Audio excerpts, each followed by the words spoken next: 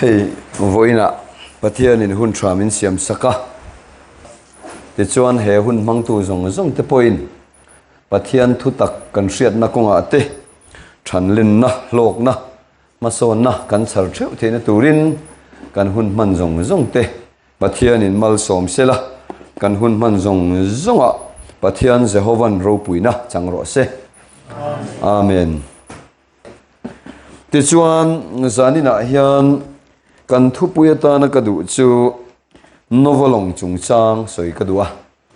te chuan novolong ti mai lo deuh khan a hming po kha awu ve tai la thao mange o katia Zofate chuanna tur lawng thar ti te po in soi tu mila thain ka sia Genesis bungruk chang som pathuma hian chang som pathum ka chiaranga ti chuan chang som pathum atanga chang som panga kan chiar lo lawng tin pathian in nova hna ti sa zong top na chu ka ma a lo thleng ta ni an ma ni wangin lei hi in pong nek na in a khat zo ta sia ti chuan ngai te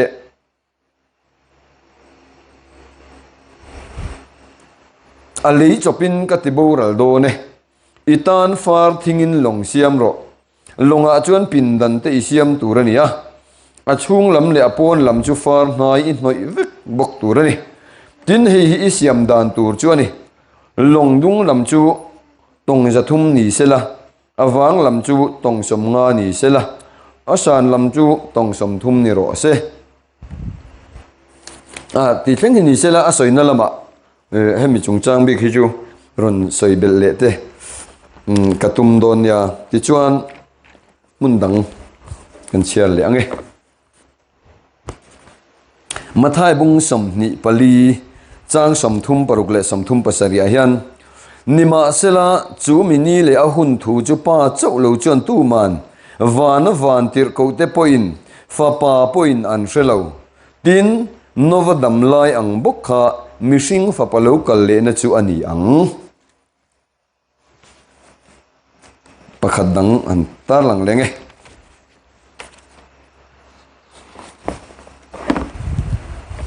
rombung som panga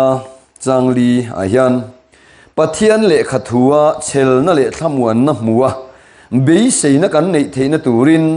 man lai ziak apiang te chu keima ni min zirtir na turin ziak ani sia ti thleng ni sela pathian in a thu kan chiarte kan zatan malmin som sakro se amen hey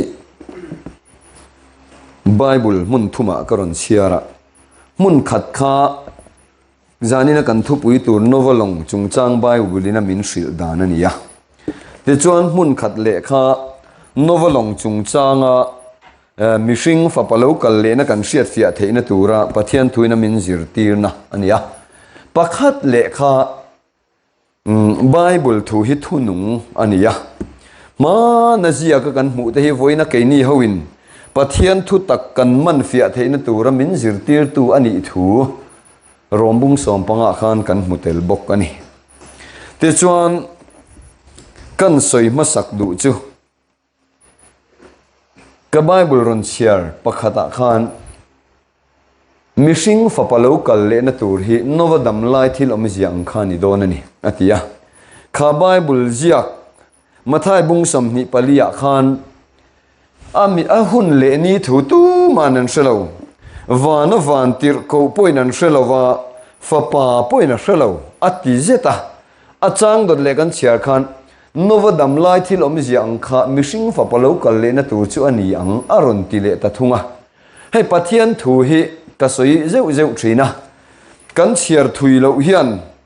laklo deu le chumbung deu le ke mani du zong te kan thur chua thin hian min ti bo thina pathian thu tak wasifia tura adot le ziak kan chiar tel lo thin na hian min ti bo fo thin ani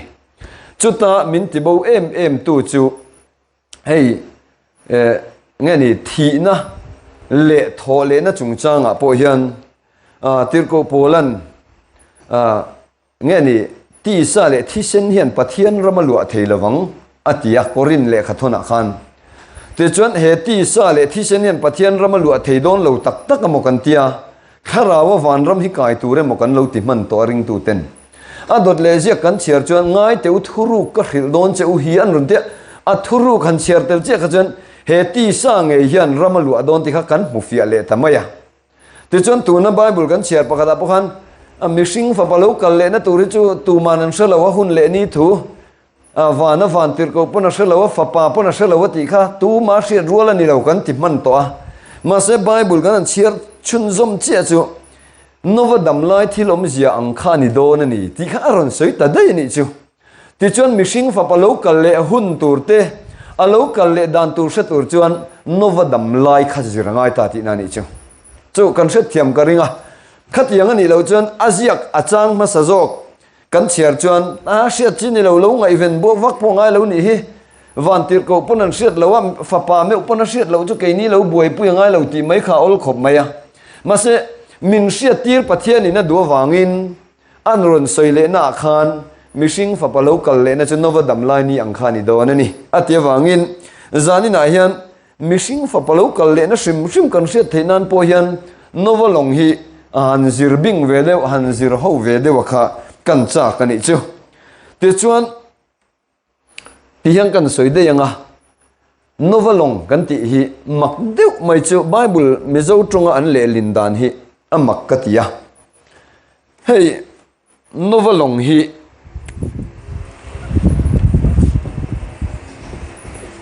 ak ania long ti na nian le lin ni ngai lo renga ak ti hi long kan ti ho chu hei ship kan ti te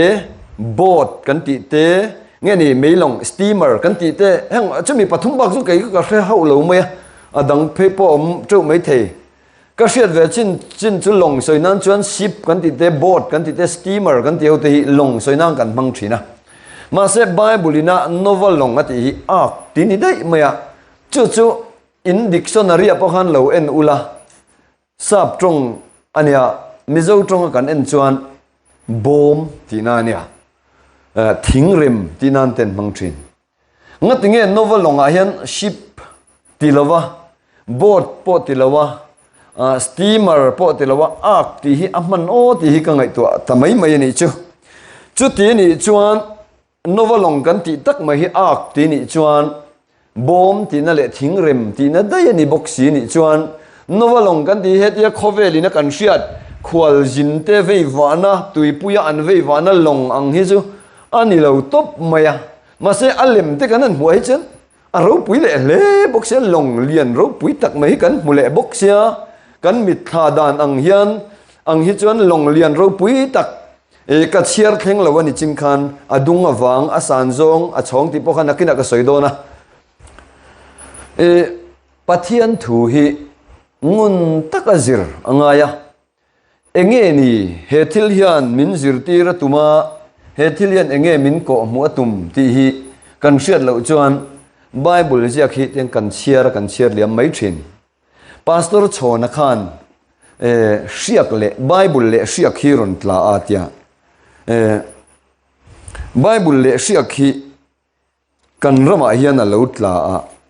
ti chuan kan en thuap maya hriak hi bible le hriak hi aron sur sung maya mi then khat chuan bible chau hi an la atia chu bible le hriak aron sur mi then khat chuan a bible chau an la a atia ti chuan a then chuan hriak hnuaia sur sung hnuaia om chu an du ve lova mi pui tam tak chu hriak hnuai ron sura chuan kan om ta thova atia ti chuan hriak sur sung le bible chau du te ami du kan du dan lo an to lo wang khan ngai dan lo dang lama pol pahnia hian min lo then phok maya tia kan ram chi hi pastor chhona na soi hi nia bible hi kan rebel ne khop mai kan chiar tuk kan ziak vaka ma se hriak ron sur te lai takhi kan ram hian kan dong tha thei tlat lo maya a bible chiar chua te azia chua khan kan lung oi em maya a hriak ron sur tel chumi bible phe na min hril tum tak mai chu kan zir phalawa kan ram hian chu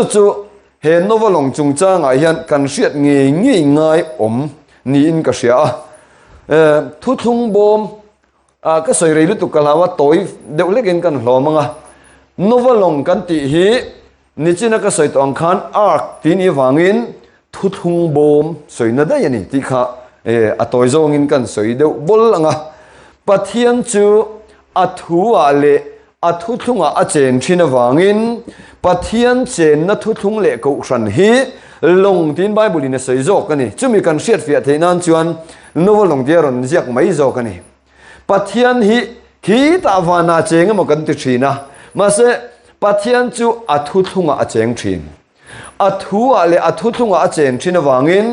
chu athu thun na le a ko ran thar zok soi le nan chuan long hi kan siat fia theina turin en tirna na manga chu rombung som panga ka ron chera khan man lai ziak te kha voinya ke ma ni ina kan siat fia theina tura en tirna min pe ka ni tia rombung som panga kan mu kha adik tak tak ani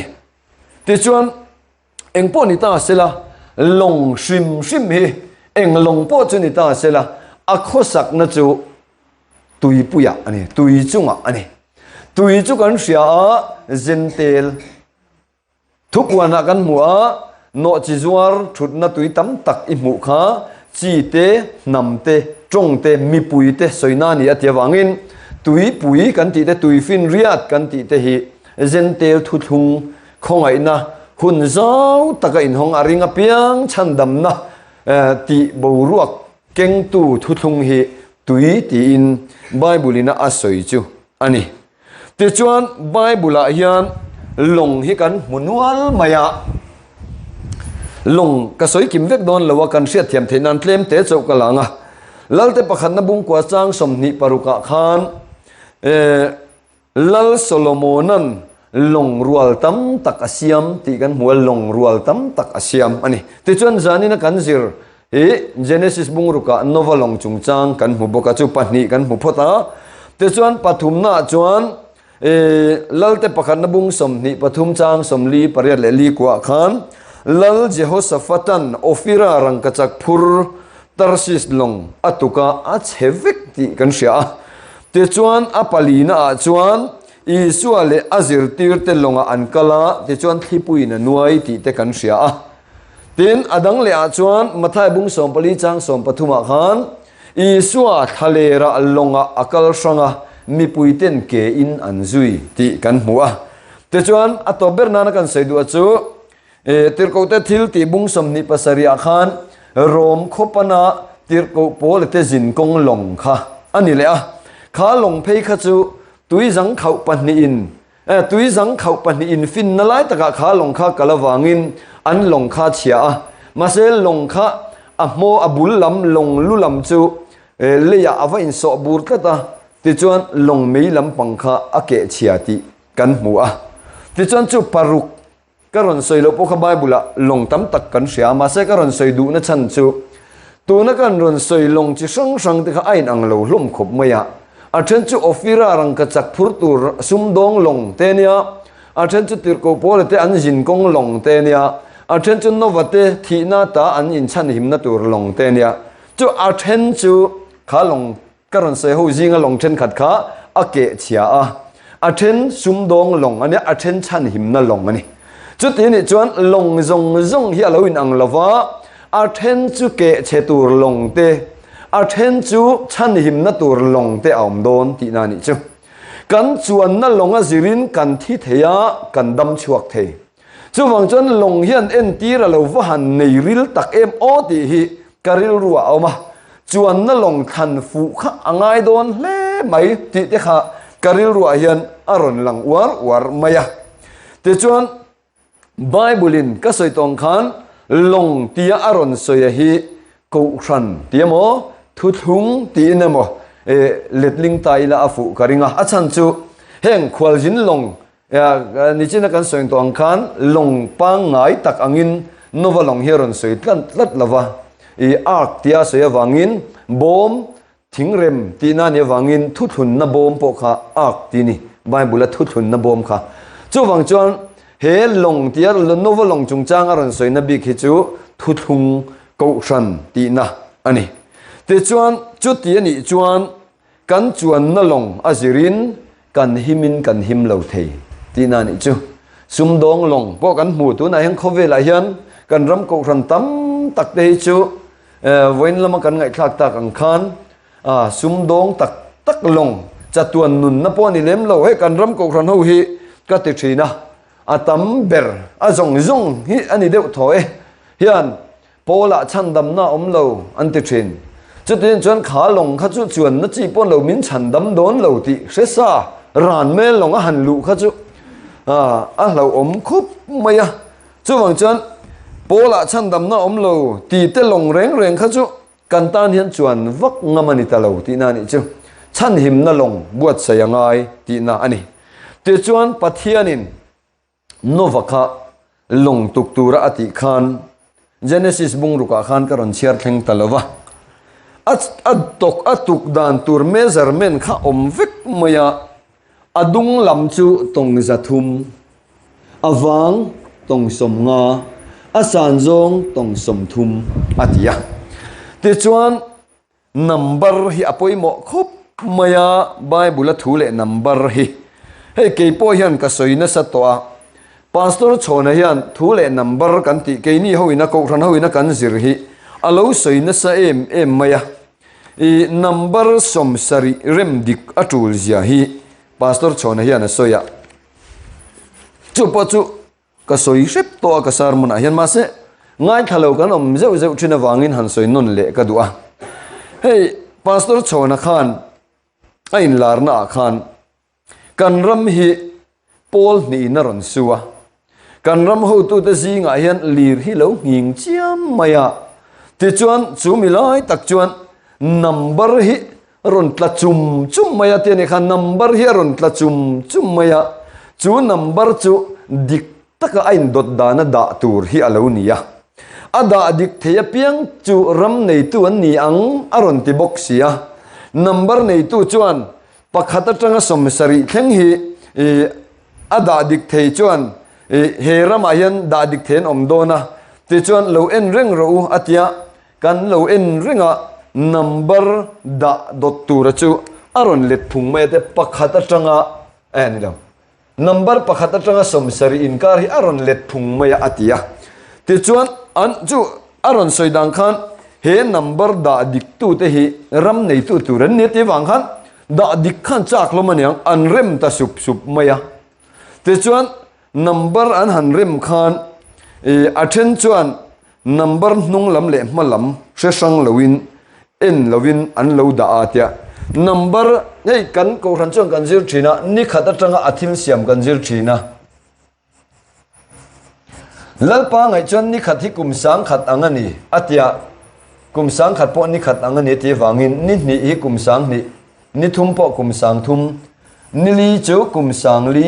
ni nga chu kum sang nga ni ruk kum sang ruk ni sari chu kum sang sari pastor chona number pakhata ranga somsari alo tla a chu mirem dik churam nei tu an ni ang atia ron te hi om zia chon kum sang sari hemiram pathian thu atanga chu dik theile churam lu atu te chu asoina nia te chuan number rem dikten raman lu anga ram nei tu an ni anga te wang khan an rem ta sung maya te chuan amma saber chuan number nung lam le malam en lowin alo da number nei tu chuan ka number lut na hi ti bo su atia itla atia an rem ma saber kha chu number nung le malam po en lowin se sang lo khan ron rem mo patia awm zia chu lalpan ni khat ni in pathian in ni khat ni in leile van siam hanti te leile van siam hanti te ni ya chuan tuifin riat chungchang ron soya Genesis bung khat hi Bible thu Genesis bung khat thu vek on te chuan ni thum ni ya chuan khomwal lo lang ro se atia ni li ni ya chuan en tu lo lang sela ni nga ni ya chuan Zofate le ramsa te ni ruk ni ya chuan ho kan an puin mi hring siam ang ni sari ni ya chuan a thil siam chu siam zawa a chol ta alalpa cholna te chuan heng ho number in dot dan shelo chuan number hi rem mai chi ni lo a hnung le malam lo rem dot ve a om ze shelo rem kha pathian in a phal lawa aron rem masaber te kha chuan number nung le malam en mi alawin an ron rem ve ringota ka number lutna in tibo kal ro atia akal kiang tira te chuan a then in an ron rem ve le a then chuan helai tak mai hi som nga le som sari kan ma kar hi fial lo deu ni ma som nga le som sari te chu an lo da du na atita ni chu ti chuan hun bi chen hi man ngai kho men ni khat le ni hi edena adama ten hunan manga kum sang ni chu ni thum ni in adama atangin abraham ko rangin isaka te israel te pathian in thuthung apea ti chuan kum sang an le sang rukna chuan helai ni linia isu krista lo piang kha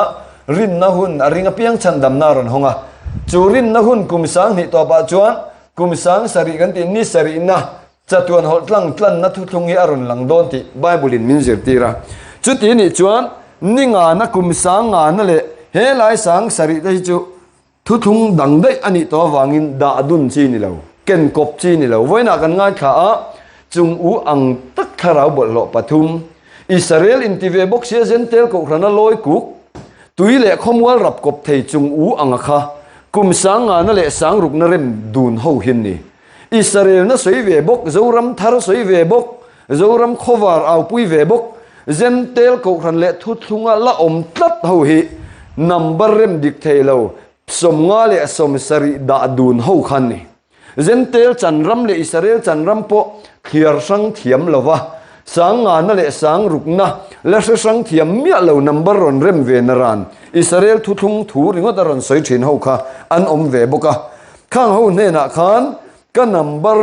ti buai su akal ti buai su atia chung ho po chu an din hunan chan le a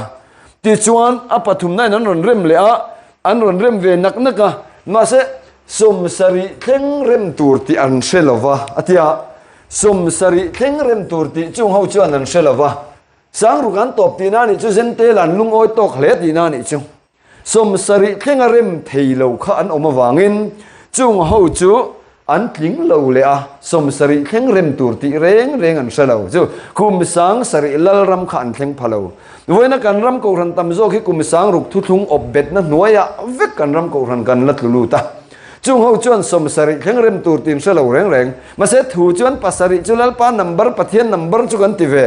ma se leilung a hian chu kum sang sari na chu ading don ti reng reng an se phamia lo chung ho po chuan an om mun chu an chan le an din mun an chan zela atia ato pa kan ma kar tui re chu ka poi ve o ato pa mi pahni in an ron rem dikta a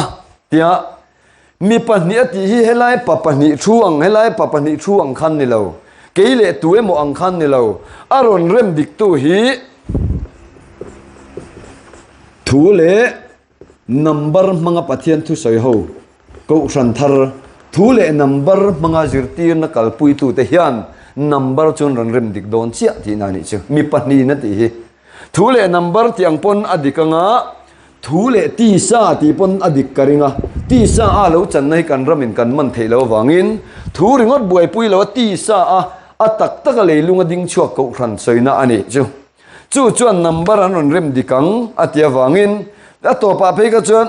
chu an number rem dik mang chuan khovel chu an han te a dik thup maya te ni kha khovel te nan chu number chu dik ta thup maya te chuan a to pa pe chuan he number hian nakina lallukhum ape ang che u tin athua kharta ni kha lallukhum hi number rem dik te khum tur di bible lama jong an lo chut lo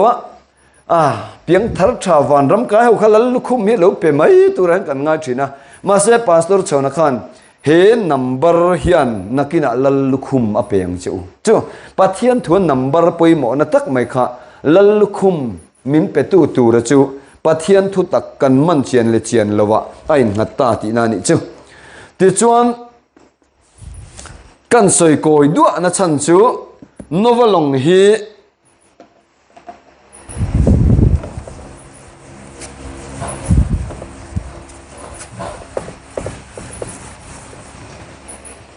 adung tong zathum awang tong somnga asan zong tong som thum hemi measurement hi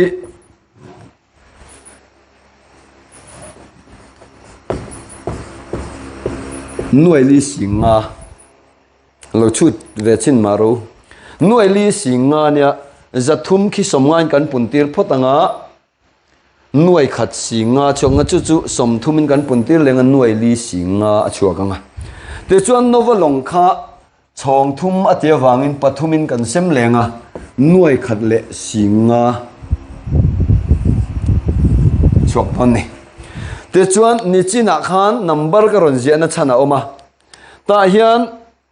kum ni khata tanga kan share thachar chara kum sang ruk thleng kha zen tel te chanania te chuan kum sang sari na hi lalpa cholna chatuan lalpa cholna ni to wangin chatuan cholna chol te chau he longa hian an chuan don wangin sang ruk zen tel thu thung hi kan payanga nuai khat singli le sangli lo chuak don ani ta hian nuai khat singli le sangli hi khoya nge kan mu tak kan ti chuan thu puan kan ena novalonga chuan mi nuai khat singli le sangli ti khian kan chok chuak mai ta number mang chuan bible kan ena beram no zion tlanga ding an chala an ming le pa ming ziak mi nuai khat singli le sangli ka muwa tia kan mutakal mai ni chu chung ho chu mei chelaka in tibol lo lo an ni a nula thiang lim ang an ni sia ala du tok mai lawa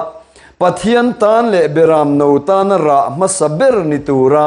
mishing zinga ta tlan te an ni tharau zinga te lo tharau a soi lawa mishing zinga ta tlan te an ni pathian thu hi a rau lo lutuk mishing zinga tang hian lo min than chua don thi nuwa tharau lo thiar fel lamani lawa leilunga nge hian mishing zinga ta min tlan dona pathianin chu chu beram no zai on tlanga ding an ming le pa ming jiak mi nuai khat singli le sangli ka muwa ati kha novalong measurement kan an chut ta achuak ta tat maya chu ti ni chuan novalong a chuang tur chuan beram no ni ngaya zion tlanga ding ming le pa ming ziak ve ngam ni te ngaya mei chelaka in tibol lo lo nula thiang lim ang ni te ngaya te chuan pathian le beram no tan ra masaber ni tura mishing zinga ta tlan chua ni nga tlan chu redemption ani chu Christa tlan chua te kan nia kai ni chu chuwang chuan novalong chungchang te hi man laya long lian pui pakhata oma khovela sual na sat ema wangin pathianin papakhat ne na yan long tuk turina tia ti chuan tuya lo liana rualo sur buan tuya liana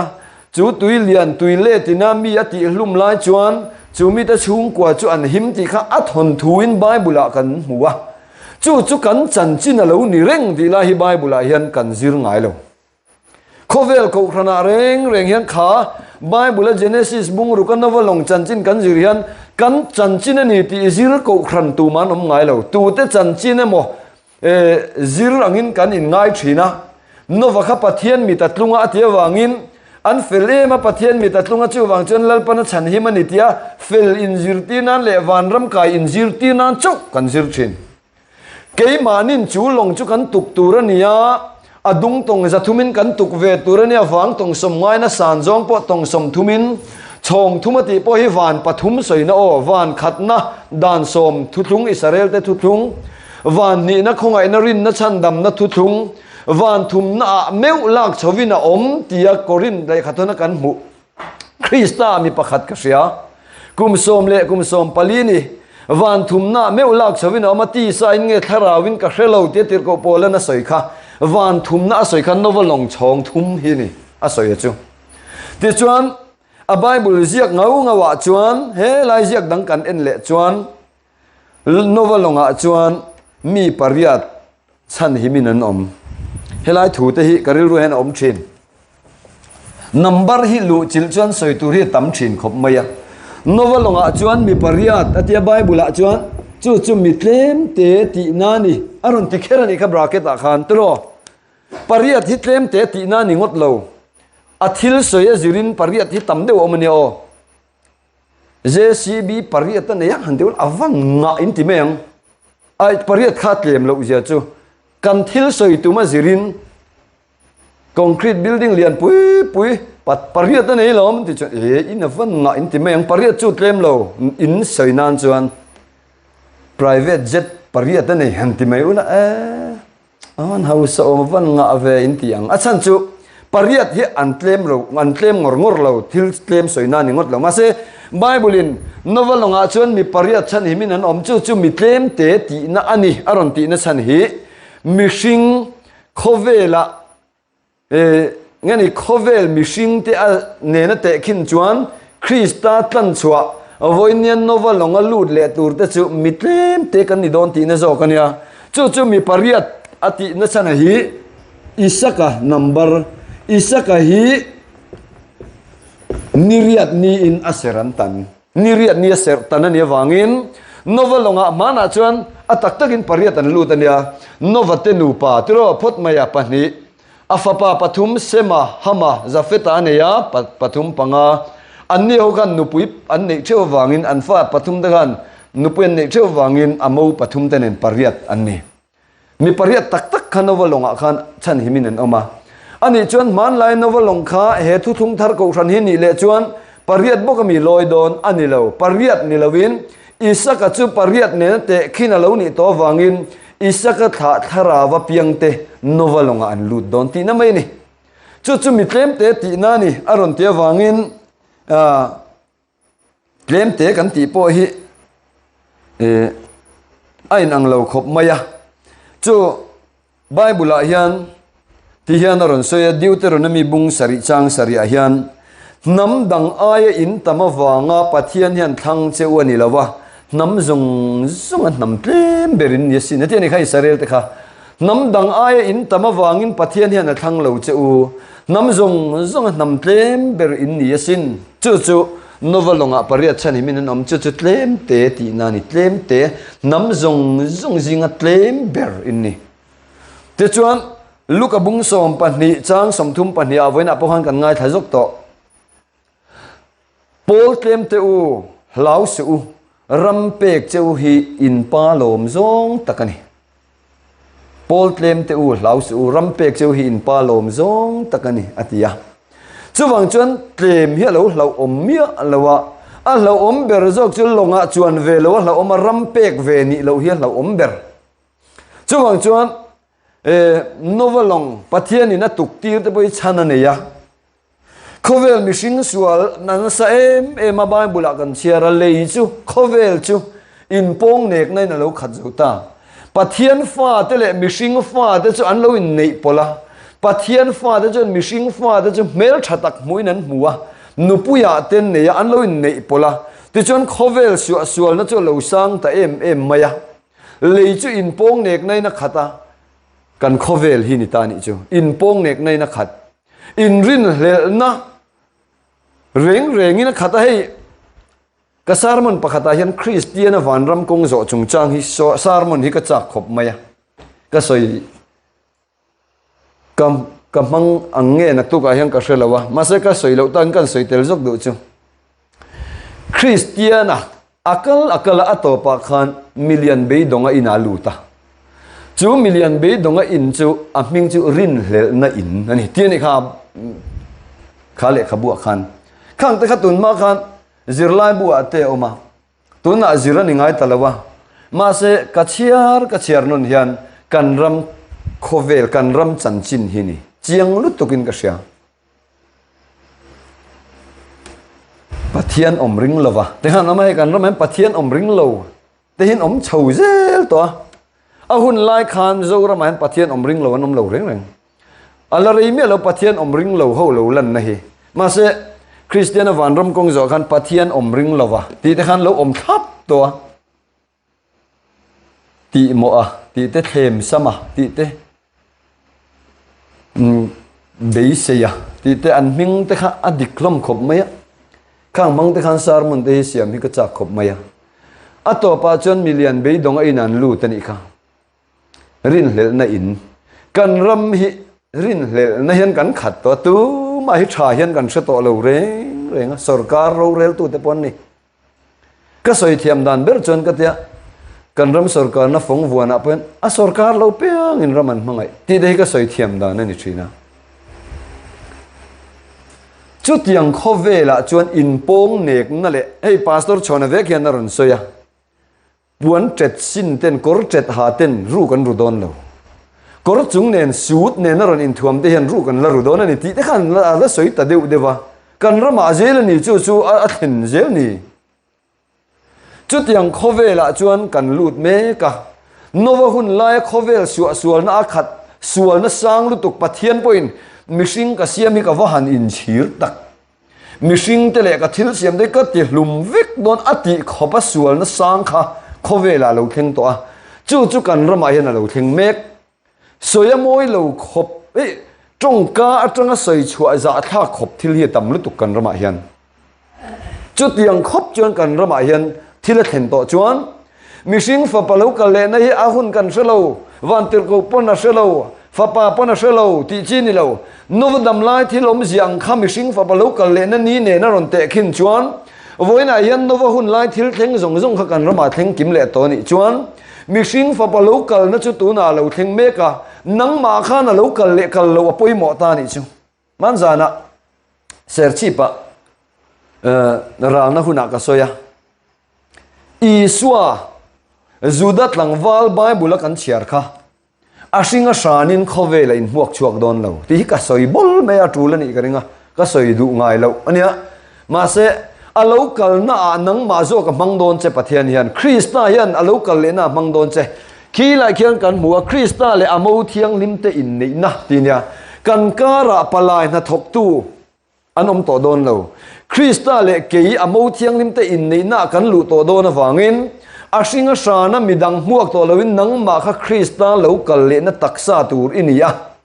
chu mishing fa pa local le na chu nova dam lai thilom ziane na te khina wangin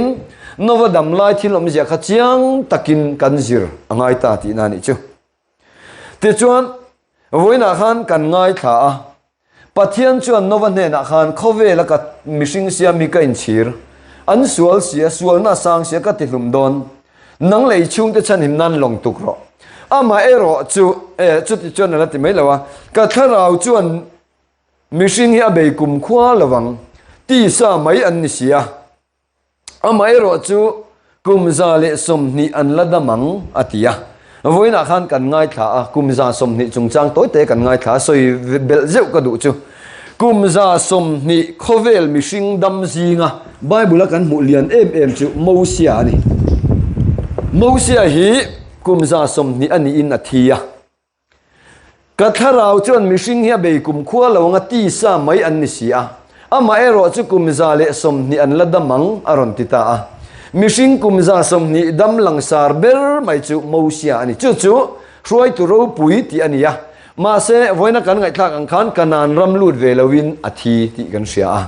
kanan rama chuan a aya zo suan israel fa te a hruai lut ti kan sia mosia ni nge zo suan ni kha voin hen than chi ni ta ram lua tu nge ram lua ve lo hruai tu ro pui ni ve ringa da ram lua lo khange than jok tur hey thil reng chu a moran bok fu lo hi poi mo thin khop mai an ro pui le pui lo chu an mor bok dan hi a tha ani ka tia mania then zola kan ti tia thu thung pa ro pui tak mai van mi an ti hial khop pu van oyan nu pui tenen hian kan ti ti ni pi siam zingi ania a ming pa ngai chu ma se an mani van mi an ni na minga khachuan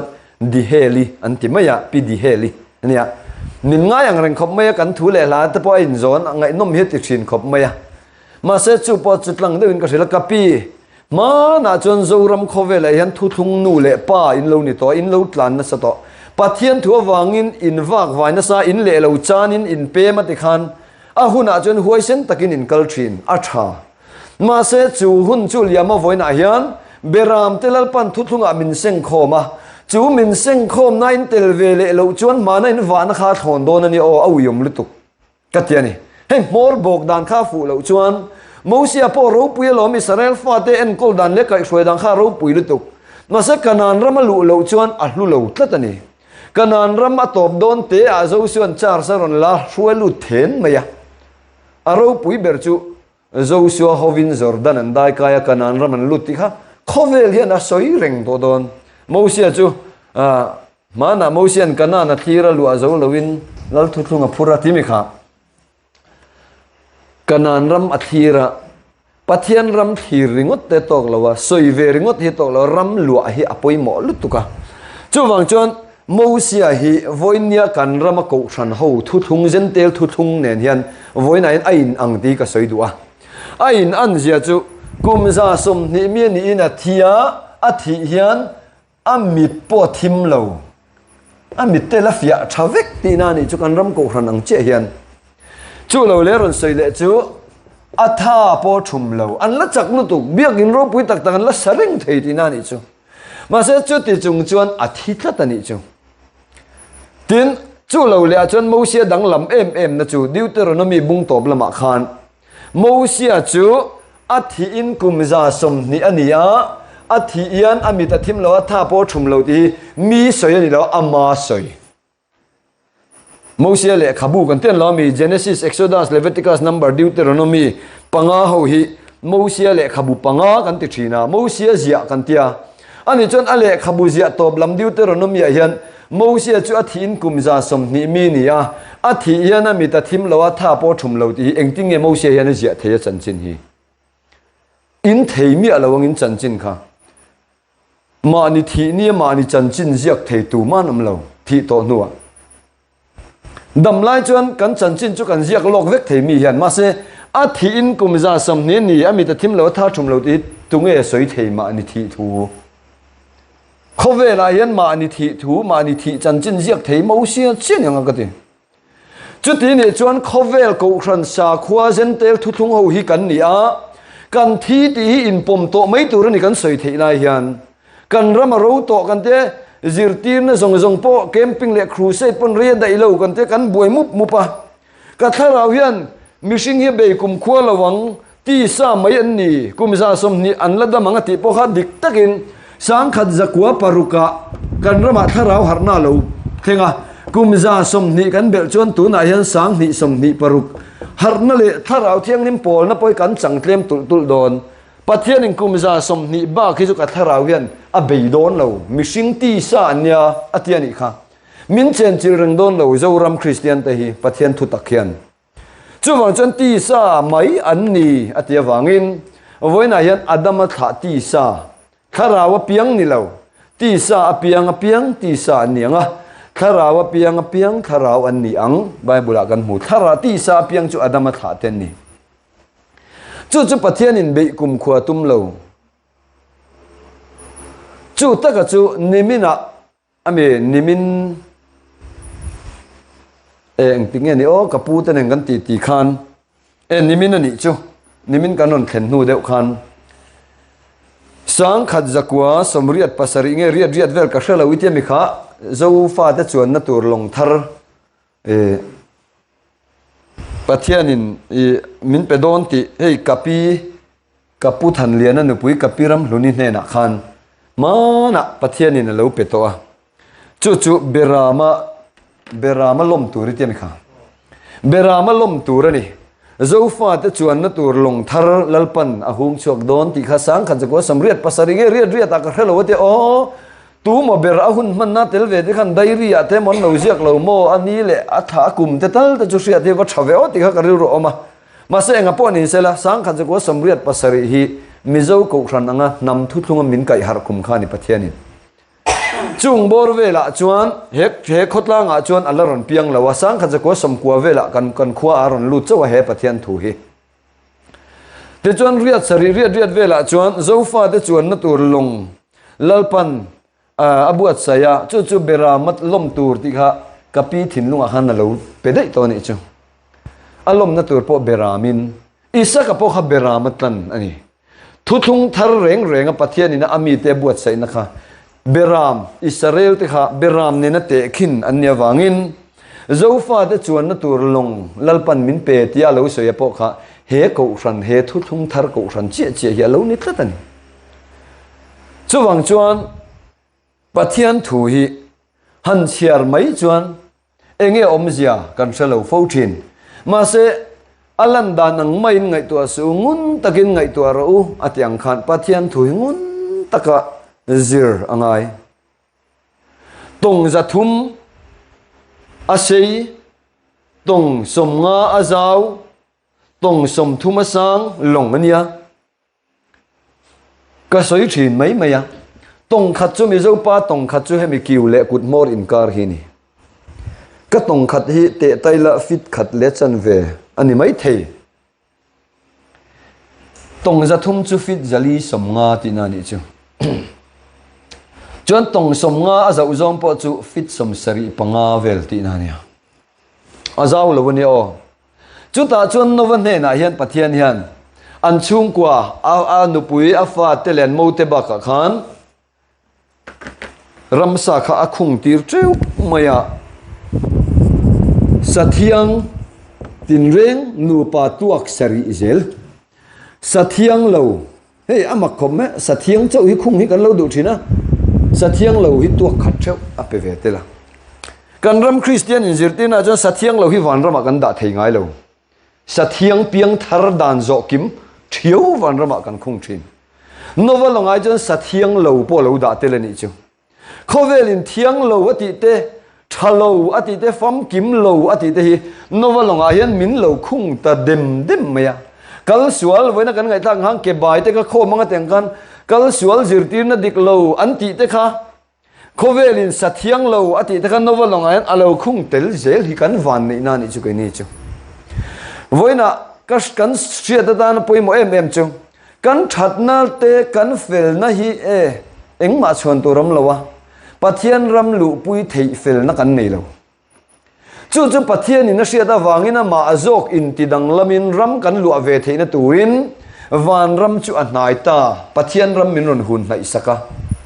chu pathian ram min ron hun nai sak tak longa chuan voine hian nang le I chung te lu ro chan him na long hi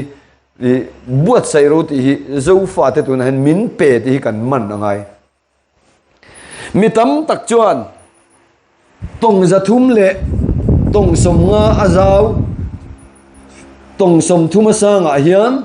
nova thil khung zong hi an leng lo hun ti khovel thiam na mathematics ta kan chu thian khovel a hian tu nai chon ram saral la tam to a khovel ram sa zong lian pui longa dailap long ti pil ruai tur khopal lian khan an tam lu tu khovel a khan ma se an leng tlata chút yi ni chuan mana novel longa khan an lo leng lo po chu ni mai thei a mathematics dan taka chu chuan ma se min chu tir dana chuan kha long khan min noi khat sing li le sang li leng a lo ni jok de ya chu noi khat sing li le sang li leng chu long Zofate tu na hian min pe min noi khat sing li le sang li leng chia long lal pan tu na hian min siam saka chu ta chuan kan lut me ka ni nakin ani lo tu na ani kan ram thu thung fa tam tak te kan vai tlat na chu kan la vai ruai tlata pathian thu a hian no van ne na hian ni som ni na ani lo khan ni na ni som ni le pasaria chuan lei chu a ro ta tui lian ka ma lei chu a ro ta khan ni na ni som ni le ni sari ni ya atia chu khan ni ati chu kum sang ni thu thung en tin na ni som ni pasari ati chu hei hi nia sang ni som ni pasari a hian voina kan ngai kha kan khan sa kho thar Christ jim kan ti hi khovela tar chuen om don chia chu no van ne na khan tui lian an kam chia mai kha khan ni na ni som ni le pasari ni a chuan lei chu a ro ta atia chu ati mai lawa chu ta chuan nova le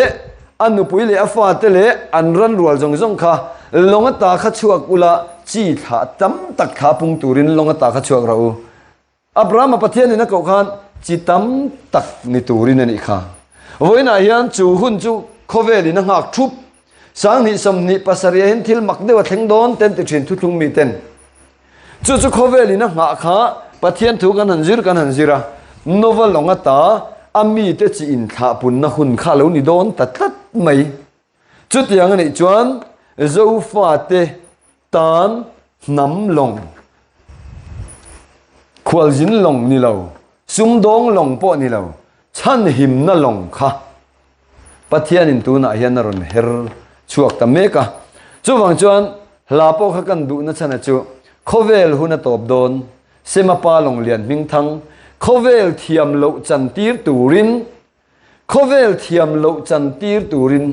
khovel thiam lo chan tir nan kan ron khal chuake i chuan na long en chiang ro kan chuan na long hi en chian ngai lutuk babylon sum dong longa zentel long lian pui ro pui taka kan lo chuang the en chiang ro i chuan na long en chiang ro ararat tlang pan lovin sinar phai zol lampani na herliam puyang che ararat tlang a khan ain hung chuak ngei turani ringot mai ni chumi lam ni lo mun dang pan longa yang kan chuan pal chuan poi don tuk tin ni china ka sei pakhat long chi sang zinga khan tir ko polate rom khopanin an kala an zina an chuan na long khan tui zang khau pani in sut na lai tak mai kha avasuta wangin abuai tavek maya te chuan long kha chedona long lu lam chu long chip lam chu leya ain vit burang het takin atia te chuan atop lam amei lama chia atiani kha voina hian tirko pola chu kan sia zentel te tirko ania zentel te chuan na long hi tu na hian achip lam hi leya adama tha ni na ko ran nar kai tu ten in vit bur tata amei lam panga chim chanam an mani na enga man ngai lo ko rana po chan vo nei ve lo kom kar dai kil kar an ngai te ne na hian thu thung pathian ina ria tir zela amei na ma tangin long hi ke me kani chung zong chu ma na mi khania tir ko pola ten lo chuanga voina kan rama zen tel long hi ni thu thung hlui long hi ni ti hi man le tur ni tin bible an long mak deu pakhata oma khovel record siam tu longa oma isua chuan na hi ni khalera longa kal sangnal maya khaler chu kan sia vaivut munani ma sel longa om tlat mai khata khan long chu tui chunga leng thin kan ten china kan thu soina po khan ma se isua kha khua lo tlai lama isua chu khalera longa lu ta kal sanga mi puiten ke nan zui ti kan sia khua lo tlai lam ti kha chu hoi sia reng khovel hun mor kan te kan soivek zentel te ni top zentel te ni kin khotlai lam anita chuta chuan khaler mun ei turom to lo na muna khovel kan tol lut meka isua chu longa lut keini po chu tiang ani chuan khaler ei turom to lo na kan ko ran chu kan ro camping po nei la re dai lo crusade pon re dai lo kan ro kan ti na muna hian long tu na kan zirtak novel longa hen lu et turani chu pathian thuina tumani akhir zongin min an soya thalera longa om ngai lo antia om ngai miau lova dik renga ma se bible ina soi hi tumma nei zo kani thalera long om kha bible in asoya kha tum nei min sia tir tum pathian thu zogin ani yani ti te kha wena hian senoni la atha in ka sia te chuan ai pathian thu reng hi voi khata soi chuan soi sen ve kani lawa he long kan ti hi beram te om khom na tur beram te pathian fa beram te lu khom na tur beram te chu huang khada veng tu pakhat nen kel jinga tangin beram te hlirangin ani chuan na hliranga kel te chu veilama danga beram te chu dinglama dang ati te po kha he novelong chan him na long khovel sual nei na khovel achi mek laya chu sual na he sual kan ti po hi dik takin azentel thu thung noi mi te an sual tangor ngor lam ai ma pon pathian thu hian sual aron chua bible na sual soi chen em chu kong hlui kha i zo do nem mi sual te nan zo thin kha atiani bible a khan an thil ti wang lam no an kong zo wang khan sual an ni tlat me kong hlui kha mi sual te nan zo thin awangin thu thung hlui zentel thu thung zo tu te hi pathian thu awangin mi suala kan chang thei tlat maya chú sual na khovel sual na sang lu tuka chuan khovel kan tol lu ta chumi chan him nan chuan zorama hian pathianin ti sang e ram lu ana tur thu pathian ramaron hung chuaka chu tlan na ko ran tlan na thu thung ania chu novalong kan dam na tur tui lian laka kan him na tur chu nia tui chu zentel tui lian laka kan him na tur tui pui laka kan him na tur long kha far na ya char tla tur a chan chu tui lu lo na turin longa reng ali ka tui pu thei chuan rei lo te a long kha tuin atipil thin zentel thu thung reng hian he thu thung hi ati buai lo na turin long chu far na in char ro ala ti deu le nga la isaka tharawa piang ni na in kan long kha kan char pui tlatanga zentel ni na kha alut thei tur ani reng lo ti te kha pathian thu hian min sila tumani ti te kha zir chuak ila a tha ange khati china kha zanina kan zir thei kan soi thei te ni sela pathianin ngai thatu jong te kan za in a tharin tharawin mal min som sakro se amen